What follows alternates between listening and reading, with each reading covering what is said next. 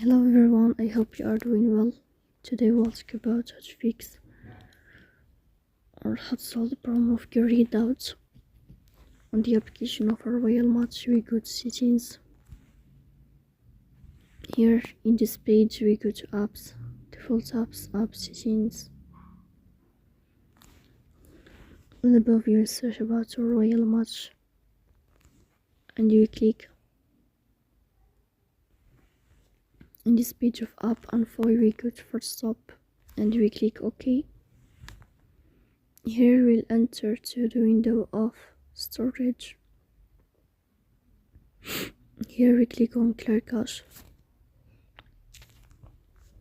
In the end you will turn off your phone and you will restart your phone again, so please don't forget to support us by like and subscribe. See you next time and thank you for your watching.